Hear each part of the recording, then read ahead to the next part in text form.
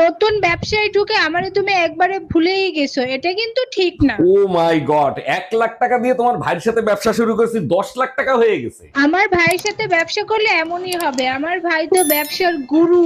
সত্যি তোমার ভাই ব্যবসার গুরু, তা না হলে 3 মাসে 10 লাখ টাকা লস করে কি করে?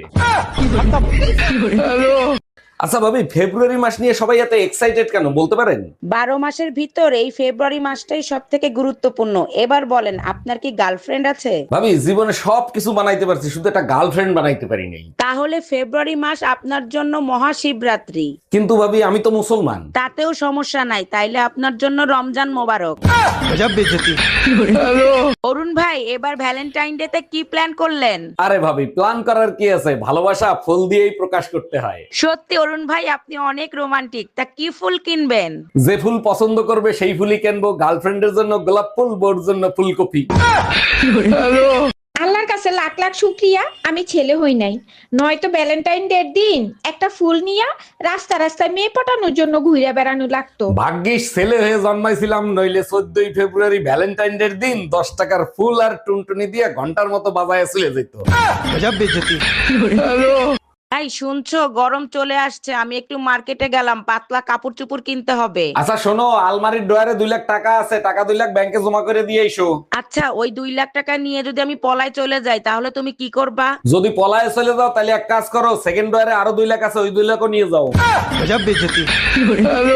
আরে অরুণ ভাই, আপনি না যুদ্ধ করতে গেছিলেন বর্ডারে, আবার ফিরে আসলেন কেন? ভাবি, অনেক চিন্তা করে দেখলাম আমি যুদ্ধ করলে কোনো লাভ হবে না, তাই ফিরে আসছি। বুঝতে পারছি অরুণ ভাই, আপনি ভয় পাইছেন তাই ফিরে আসছেন, তাই না? আরে ভাবি, আমারে দেখে ঘরের বউ ভয় পায় না, শত্রুরা কি বাল ভয় পাবে?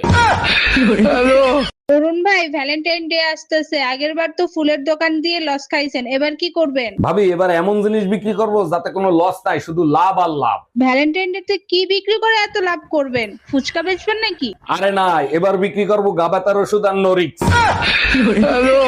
বাইরে যাও মোটা জ্যাকেট পরে, ঘরে আসলে কম্বলও গায়ে দাও না, তোমার কি শীত লাগে না? কেমনে লাগবে? তোমার মতো বউ আছে যার, তার কি কখনো শীত লাগতে পারে?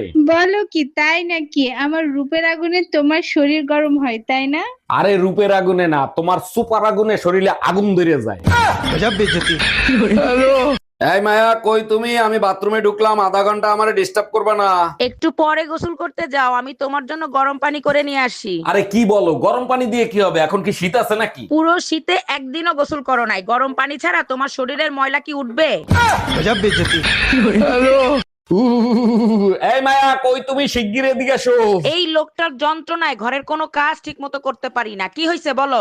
আমি গোসল করতে ঢুকবো, তুমি বাথরুমের সামনে এসে দাঁড়ায় থাকো। আমি এখানে দাঁড়ায় কি করব? তুমি গোসল করতেছো সেটা দেখবো? আরে না, 5 মিনিটের ভিতরে যদি বাথরুম দিয়ে না বাইরে, তাহলে দরজা ভাঙিয়ে বের করো। অরুণ ভাই, আশেপাশের ভাবিদের না দেখে নিজের বউরে ভাবিদের মতো স্মার্ট করে তুলেন। ভাবি, 25 বছর ধরে চেষ্টা তো কম করলাম না, ছাগল দিয়ে কি কখনো হাল চাষ করা যায়? এভাবে বলতেছেন কেন? ভাবির মতো সরল সোজা বউ পাইছেন, এটা তো আপনার কপাল। বলার কারণ আছে, কালকেও মার্কেটে গিয়ে লিফট থেকে নেমে মানুষজনের সামনে বসে আমারে বলে, লিফটের দরজা লাগাবা না।